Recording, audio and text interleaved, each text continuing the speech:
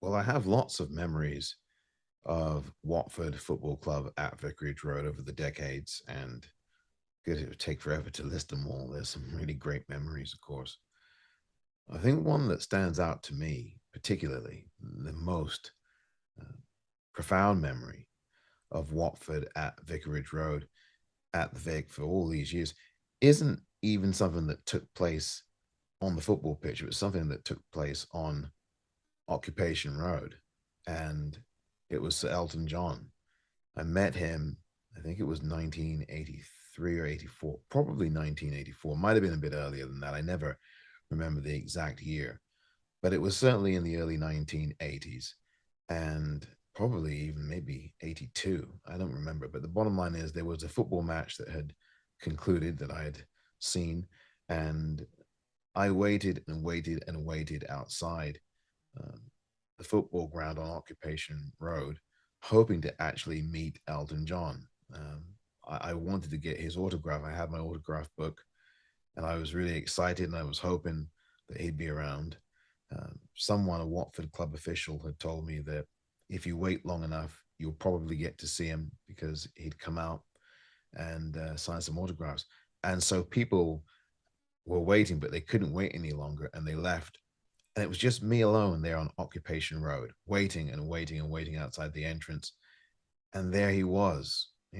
Elton John walked out. He was in a blue seersucker suit with blue pinstripes, I think it was. I forget, blue stripes. And he had that hat. Uh, this was in the I'm Still Standing days. So, I mean, it was around that era. But the bottom line is that he wore, I think it was a Panama hat, and he had this, I think, blue and white band that went around the hat, like the one he wears in the I'm Still Standing video. And there he was by himself, and he just calmly, and I said, Elton, could you please sign my autograph book? And he just calmly signed it. And he had these red glasses on, um, not the iconic ones from the 1970s, but they were really nice red, distinctive red eyewear that he was wearing. And he had that diamond stud earring. I'll never forget that. The that stud was in his ear, and it was it was gleaming. It was unreal. I just remember that memory of him just calmly signing my autograph book. And I don't even know where the autograph book is anymore. That's the real problem. I hope to find it at some point. I'm sure I have it somewhere. But that autograph and Elton John was coming out of the entrance there. I think it was the officials' entrance or VIP entrance or whatever on Occupation Road. That memory, and it means everything to me. And Occupation Road, of course, is likely to be called Yellow Brick Road. So I think it's appropriate, isn't it?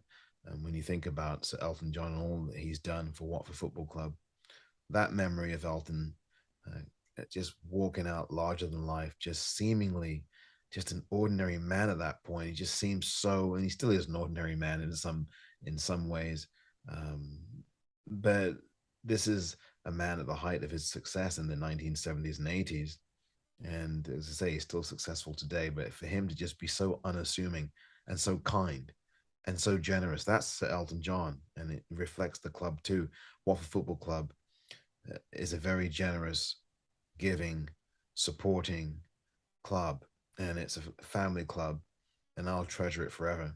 But that memory of Sir Elton coming out of the Vic onto Occupation Road to sign my autograph book, that's the ultimate memory.